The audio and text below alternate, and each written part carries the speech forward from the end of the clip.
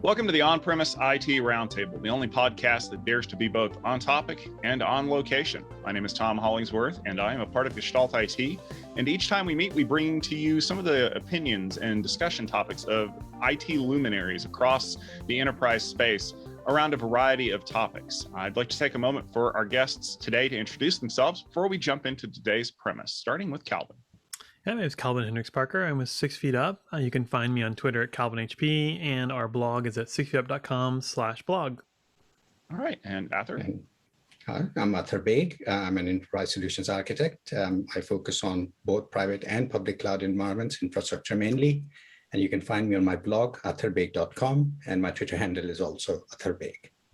All right, well, thank you very much for joining us today. Let's dive into the premise of today's episode. With a couple of great cloud architects, you already know that we're going to be talking about cloud. And one of the hottest topics out there is multi-cloud. Everywhere I go, I keep hearing about how important and advantageous it is for us to be moving into multi-cloud. As a matter of fact, I even recorded a recent episode of Conversations about multi-cloud. And one of the things that I brought up is that a lot of people are trying to find justifications to do multi-cloud without really needing it. And one of the most common justifications that I hear is high availability. If I deploy my application to more than one cloud, then I'm going to be fault tolerant and resilient, and I'm never going to go down, and my customers are going to love it. And I think that that's a load of crap, because fault tolerance is the worst reason to try to justify multi-cloud. So when we were doing the warm up for this, we started getting a lot of good opinions about this. I'm actually going to start off with Ather first. Ather, do you believe that high availability is a good justification to go multi-cloud? To be fair, some might actually prefer that, but in my view, I don't think that high availability alone or specifically is a good reason to do multi-cloud. My view is, and I've worked with customers where they've done multi-cloud for other good reasons.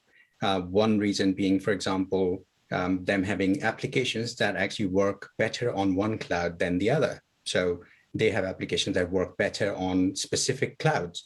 And for that reason, or specifically skilled teams who actually are very proficient in that particular cloud. So they want to take advantage of it and deploy their applications in those clouds as needed. So that would be a very good reason to go multi-cloud. Okay. I mean, I can see the argument for that is, there's a lot of other reasons, and more often than not, cost is usually the reason. That's what people are really secretly not wanting to say is, I'm not doing this because it's super technically advanced and wonderful. It's because I'm a cheapskate. Now, Calvin, what are your thoughts? I think that they're going to head the other direction. It's going to be way more expensive to accomplish this. Plus, Ather brought up a good point about skill sets. How many unicorns are you going to find that have that robust of a skill set in multiple clouds simultaneously? So finding the talent to be able to manage a multi-cloud and manage that set of complexities to really make that work across two public clouds or public cloud, private cloud, I think is kind of crazy to think that that's feasible. Although I see them trying it. They think that this is the enterprisey way to go, to have across, I need to split my risk across two clouds. But what's your real gain there? I think you're just adding more complexity onto the stack. You're adding more points of failure, trying to add in less points of failure because there's just more moving pieces to manage. And I don't think it's there's so much to the cloud native environment these days to keep in one developer's head or one DevOps head that they're going to fail miserably trying to do it, to do it with any kind of grace. I don't think that point can be understated enough, that people seem to think that if you put things in two different clouds, that it is magically fault tolerant, and it's not. And I can prove this to you. I want you to go take your last reliable backup that you got from any one of your systems. Now I want you to deploy that backup onto a completely different set of hardware. Like, you can even keep the same operating system. I just want you to take it from a Dell server and deploy it on an HP server, like a bare metal backup. You let me know how that goes. I'll be back in a week. And if you've got it working, it'll be a miracle. Now, multiply that by about 10,000, and that's multi-cloud, because it is not easy to take all of the skill set from one hyper-specialized system and move it over to another and just assume that workloads are going to fail from one direction to the other on their own. Right. And Go that's ahead, why Ather. I wanted to say that, right from the start, that fault tolerance or high availability may not be the best reason for that. And yes, you're completely right. You won't be able to run the same. So for example, how would you be able to restore those, the EC2 instances on Azure? Maybe an operating system level backup might restore. But the point is that I'm not talking about such customers, some such use cases. What I'm talking about is where the organization does have those teams, and they may not be necessarily dealing with the same kind of application stacks or even applications. I work with customers, and especially, I'm not talking about smaller teams, smaller customers. I'm talking about larger organizations who actually do not only, there is some sort of strategic decision as well, in the sense of they don't want to completely tie themselves down to one cloud, but it's not about that specifically. It's more about where, so for example, they have this inbuilt belief, for example, that one cloud might be good with machine learning and intelligence, artificial intelligence type stuff. So their workloads will run on that. Whereas they can also, or they want to take advantage of, so for example, just infrastructure, right? And their infrastructure works better or integrates well with another cloud. I can actually tell you one specific reason why certain organizations with a certain kind of operating system licensing want to go to a certain cloud, right? And it works a lot better for them in terms of cost. In fact, that's their selling point pretty much. So in that specific scenario, they definitely go for multi-cloud, because in some cases I've seen have thousands or millions worth saved in just licensing costs alone. Yeah, but I see enterprises now, you're basically crippling yourself or tying one hand behind your back to try and accomplish that, because you now have to go to the least common denominator. And instead of being able to leverage the cloud native components of one cloud to their more fullest extent, you have to make sure you're running straight VMs, and you have to do configuration management and all the other pieces to bring up the components of your applications, where I could just be running in AWS, like the RDS for my databases, be using ALBs or ELBs for my load balancers, and I'm not worried about configuring those things on my own, doing handcrafting every piece of this pipeline that delivers my application. I want to be able to innovate, and to be able to innovate at speed, I want to not worry about those pieces of the infrastructure equation. I want to be able to just deploy my application, deal with the app part of it. I mean, containers has helped tremendously here, but even running containers don't just go cross cloud. You've got different configuration preferences and scaling properties between the various hosted Kubernetes options that are in each of the clouds. So I don't think you can even run a container cross cloud successfully without having a lot of overhead to try and do it.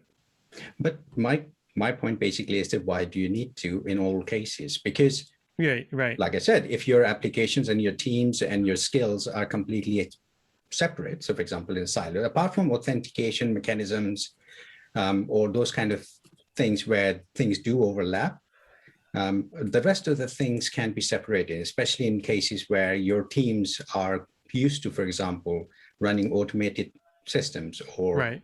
I deployments. see one issue with that. If you are talking about like ML, AI, big data, if you're trying to use multi-cloud to do that, you're going to be paying a lot in transfer. I think everyone knows that the cloud providers, they really get you on transfer. And so that's a really key way for them to basically say, you can do that, great, but you're going to pay a lot of money to get the data from over there to over here and back again. What's to say that you have to transfer that resultant data to the other cloud? Why can't you have it in the same cloud? Because it's all about the results, right? Right. And you can have results handled in the same cloud, whereas the other cloud is running completely different applications and different purposes. I don't disagree. I think that's kind of an optimistic, rosy view. I think there's going to be a lot of messiness going between the two clouds, where maybe all the different teams and departments aren't coordinating what data they need to have in each place. And so you're going to have more orchestration of the people and where they're going to put their data for their applications to really optimize your costs. I don't disagree that there are definitely clouds that are better at like an AI ML solution than others, and you may want to leverage that. But I think that does that is it really that much better, or should you work on tuning and running your own models in the cloud that maybe is less tuned to having like the AI as a service bit ready for you to go?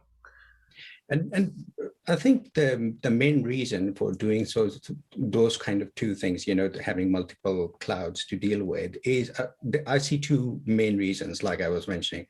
One is when a particular application that they want to run, the organization and their teams are very skilled in that, and they have trust that whatever they want to do is actually completely without fail the reason why they will want to go to that cloud. And the other is actually when they determine that the workload is so big that if they run it on that particular cloud, they get more cloud economics out of it. So in those bigger cases, and when thousands of whatever currency you deal with is involved, or sometimes millions, it does make it worth do the effort or deal with the complexity where your savings are substantial. And that's one of the bigger drivers for accepting that complexity, as you put it. Mm-hmm. So let me ask this question, because this is, I mean, you guys have done a really great job of debating all of the reasons why I should potentially look at multi-cloud. And it sounds like the very first thing we said was, who cares about fault tolerance? Because as you brought up, like, your skill set can't split between two different clouds. Your data transfer costs are going to skyrocket if you're trying to move things back and forth between clouds. There's a lot of things. Well, if that's the case, then why does everybody tell me that, oh, well, I'm doing this because I want to be fault tolerant, because I want to make sure that nothing is going to happen when Amazon goes down? And worse yet, when I ask them, oh, okay, so you have two instances running in US East 1 and US West 1, and they go, well, no, I'm gonna run it in Azure and AWS at the same time. Like, why are they so hell bent on making multi-cloud their solution to whatever problem they've got, when they won't even take advantage of the fault tolerance in the one cloud they're running in? That baffles me as well. I again, it's very easy to configure these systems these days with tools like Terraform or CloudFormation or whatever technology maybe that specific cloud gives you, to be able to deploy automatically across multiple availability zones, even in one region. Nevertheless, using another region and having that replication. A lot of the cloud providers, if you leverage their native tools, again, I'm not one for like maybe getting vendor locked into a specific cloud, but I will say there's a lot of advantages to using the tools that are just provided to you by that cloud vendor. I mean, being able to replicate an RDS database automatically to another region, that's, I mean, literally check the box, and your data is sitting in another region ready for you to warm up and go.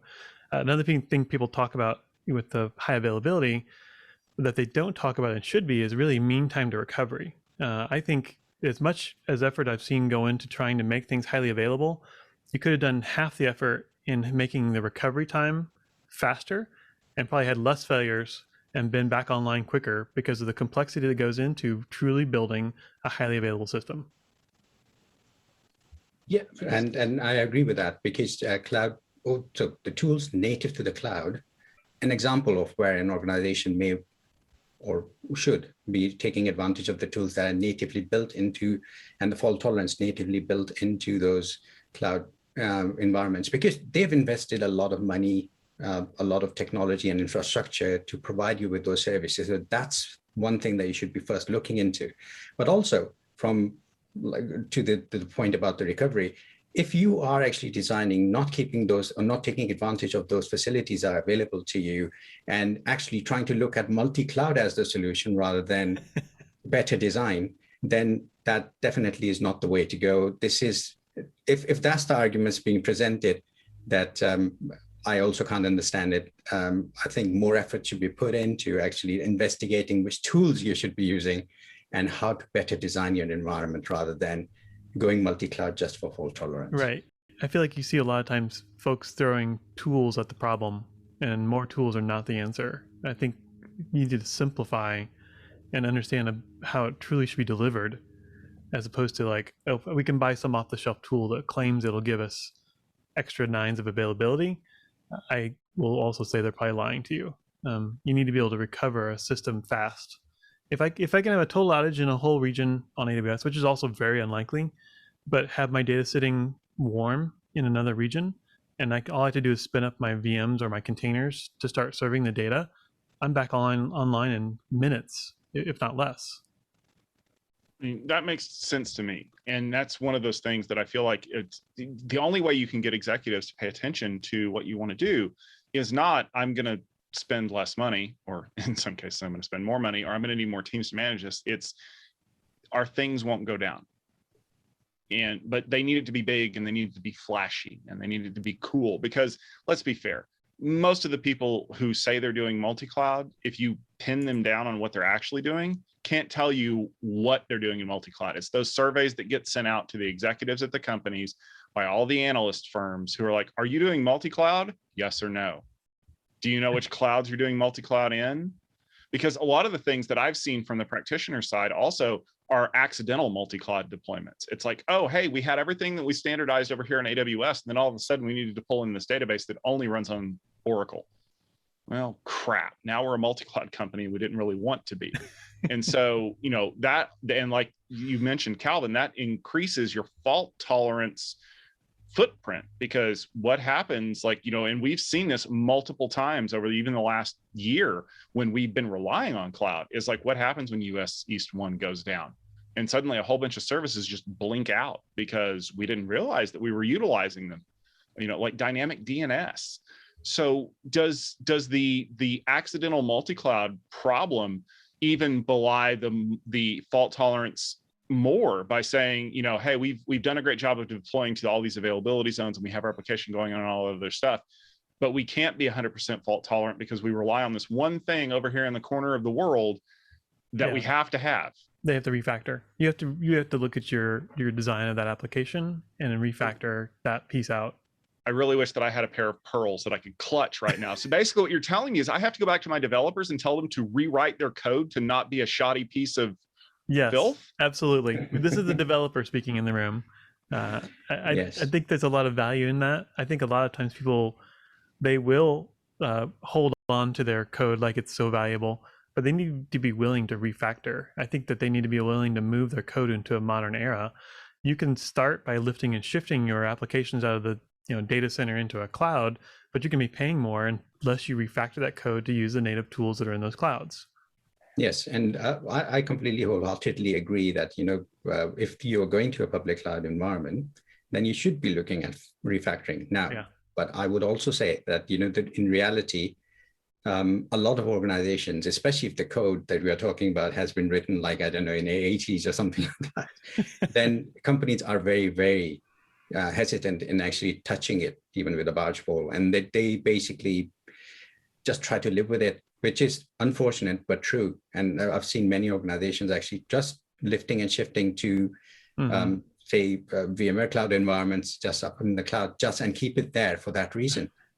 You guys are making me want to sit back in a rocking chair and stroke a big long white beard and go, back in my day when developers didn't want to rewrite their applications to run in two separate data centers, I had to do things like vMotion and layer 2 data center interconnect because apps don't understand how to work when an IP address changes.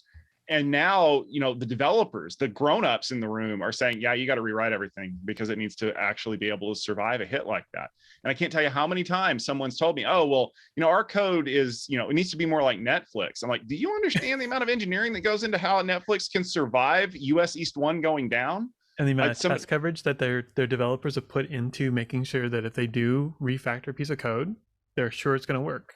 Yeah. Well, somebody was asking me the other day about something like chaos engineering. It's like, what do you feel about that? I'm like, yeah, Netflix is crazy enough to let a little script run around in their system and wreck things on purpose because they know their code is really tight. That is like a completely different level of fault tolerance. It's not just deploying to multiple clouds. It's saying this thing is so bulletproof, I'm going to let you take the wheels off of it while it's driving, and it's going to work. And I don't think any company in the world, aside from maybe Netflix and 2 or 3 others, that is thinking in those terms, that goes out and goes, oh, our code's as good as Netflix. No, it's not. I don't care if you've deployed one thing on GCE and one thing over here on a little AWS instance. That doesn't make you fault tolerant unless your application knows how to work between the two. That's 100% true. I think the applications need to be able to be released to hundreds of times a day. There's not these release parties on the weekends. where you get everybody on a conference bridge. The application code, the changes need to be small. The changes need to be frequent. They need to be able to roll out in a moment's notice so that a bug is detected, or if an outage starts to precipitate through the environment because of a code change, it has to be minutes to seconds that you can get that change back out. And then at that point, you can now run anywhere you want with this code, because it can react and heal, or at least recover very, very quickly. Yeah, and that is basically nirvana, isn't it? I mean, that's the thing that you're basically looking for. And again, I keep going back to the customers I normally work with, which are mainly enterprise customers. But even in those organizations, even though they are striving to get there, that's what their end goal is. Again, in reality, what I see most of the cases is that they haven't actually reached it. They aim to get there one day, but they are currently in some part of their organization, even if it's like small applications or bigger ones, they are not completely they don't have automated pipelines in that sense. Well, then they shouldn't be in multiple clouds. If they can't get an automated pipeline, you're not allowed to be in multiple clouds simultaneously. Well, I actually separate both of those out in the sense that, if, for example, again, it's not about just automated deployment that actually makes them go to as I was saying earlier, I mean, there are their own ways of doing things. If their teams can deal with manually the infrastructure, they're quite happy to do that because of the savings and the other benefits they're reaping. It's like I said, I mean, it's not about just having to or being able to deploy in an automated and cloud native fashion. That's not a requirement to be in the cloud, is it? I mean, realistically speaking, as long as you can operate it properly to your service levels, it should be fine. To truly take advantage of it, though, I think you had better be, or you should just be back in a data center on bare metal. You're going to save more money on infrastructure, but you're going to be spending a lot more money on human capital to be able to manage that infrastructure. But then when you come down to an argument, manually, and like I said, it's an idealistic view, and I'm pretty sure that all organizations want to go there and get there at one day. But reality again is that many are, well, almost none are at that stage. Very few are. I mean, if you're talking about Google's or Netflix's of this world, then yes, they will be in that situation. They practically have developed these products and their methods, but in reality, most of the organizations are far from it at this point. Maybe that's the problem. Maybe that, like you guys have alluded to, it's not multi-cloud that makes you fault tolerant. It's all of the things you have to build on the back end to get you to the point where you can be deployed on multi-cloud that make you fault tolerant. It's the old adage of doing a process and then having a thing you have to do before you can even do the process. And it turns out that the process before what you did is really the hard part. And people just assume that because that was the last step, that's the magic where everything happens. And people just want to jump there because they read a report that says multi-cloud is 25% more available than any other thing. And they immediately look at the bottom line instead of seeing all the line items above it. It's like, oh yeah, I have an automated deployment line, and I have multiple teams that are capable of doing this. And I can do 20, 30, 50, 100 code commits a day without crashing my system. If they would start at the beginning of the journey instead of wanting to get right to the end, maybe they would solve their availability problems along the way, as well as reducing all of their costs and finding better ways to code their applications. But we're just a results-driven society that wants the end result right now without having to do any of the hard work. It's every fad diet you've ever seen. And maybe that's the problem. Multi-cloud is essentially a fad diet. It's a fad diet. I think that you need to do the hard work up front, like you said, to make the foundation for where you're building your application. The benefits, more than just recovery time and availability, are going to be developer satisfaction. Those developers are going to be a lot happier not slogging through a bunch of tech debt, old systems, archaic code, legacy systems. If you can give them an opportunity, or at least a light at the end of the tunnel, that we can start building toward modern processes using modern tools, actually reducing the amount of code in our code base along the way, because there's better frameworks today, There are better tools for packaging and deploying the applications into containers. There's better tools for managing the orchestration of the infrastructure itself, like Kubernetes or Terraform and things like that. There's so much better tooling out there. I think a lot of these other engineers probably would just be lovely to have Git. They would love to get to that point. Yeah. And like I was saying, absolutely agree with all these sentiments. What happens is that, like I said, organizations want to get there. But, what do you do about that head of the organization who goes to a particular conference and says, well, I want to be in the cloud in 6 months, right? All my applications should be running there. And they don't really are thinking about how difficult it would be to refactor all those applications, get everyone trained up and all those kind of things, and do the best job ever to start with. All they care about is that, they should go to the cloud in like the next 6 months, they should be there. So a lot of organizations end up just lifting and shifting and say, well, okay, we'll refactor some other day. And that other day never comes. Yeah, never comes. It takes a very long time to do it. And unfortunately, most organizations are in that situation. I must say that I have seen some organizations who actually started doing it later on. But obviously their priority once they lift and shift is to get everything stabilized. And, and that takes a while before they start, properly refactoring. And I think maybe that's the problem, is that so much of the hype that we're seeing is that you have to do this. You need to be in the cloud in 6 months or you're failing at business. Or worse, you're a publicly traded company and your investors tell you that you need to move to the cloud, and next quarter they penalize your stock price because you don't. And that causes people to scramble. It is last minute solutions to impossible problems created by other people. And the way that we fix those is not fixing process, training people better. It's you have an unlimited budget to go buy a tool to lift and shift everything into the cloud. And while you're at it, they told me that you need to be in more than one in case something happens. So just do it in both and we'll fix the problem later. And you can just see the gigantic roll of cloud-shaped duct tape that's being stretched out to paste over the top of this stuff until someone forgets about it. And then it becomes this massive pile of technical debt that your team is left and the new guys don't know what to do. So they redeploy it to another cloud because that's the easiest solution. And maybe that's the problem ultimately, is that nobody cares enough to answer the question, why do we need to go multi-cloud? Not should we, why should we? And it's almost like, the old stories of the Roman triumphs where they had someone riding in the chariot with the general going, fame is fleeting, and you are not as good as you think you are. The CEO needs somebody to walk behind him at these trade shows and go, multi-cloud is important. No, it's not. You need to move to multi-cload. No, you don't. So who would be the brave person? Yeah, who's I don't know. I volunteer as tribute, mostly because it's easier to change their mind right after the analyst gets a hold of them and tells them how important this is than after they've been on the plane for the last 7 hours reading Forbes articles about how important multi-cloud is, and they just won't get it out of their brain. But I mean, ultimately, I think we've shot this premise completely to death that HA and fault tolerance is the worst reason to go to multi-cloud. But I'm gonna pose this question to both of you gentlemen. If you had to pick one and only one reason as the justification to do multi-cloud, what would it be? Ather. So I think if you have the skills and the knowledge to run your apps in a particular cloud, and support it well for your customers or internal customers, then I think that would be one valid reason to go multi-cloud.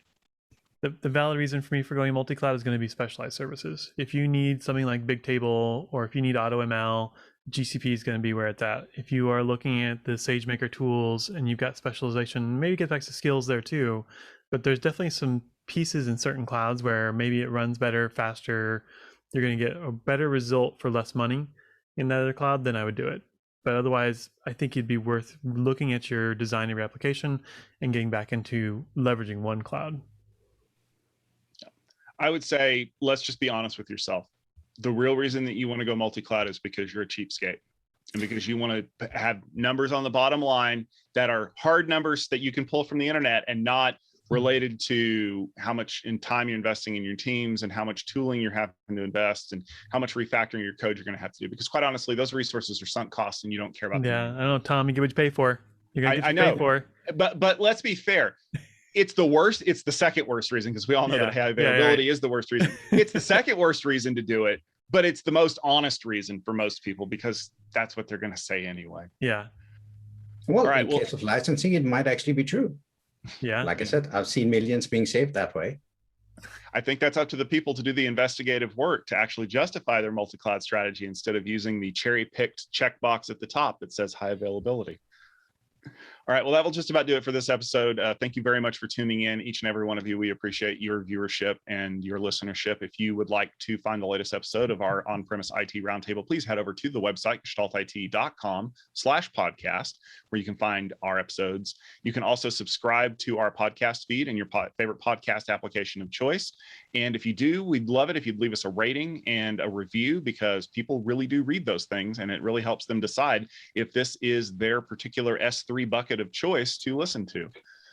But we're going to go ahead and sign off. I've got some refactoring that I need to do around here, but for our great guests and for our Gestalt IT community, I want to thank you very much for tuning in, and we will see you in the next episode.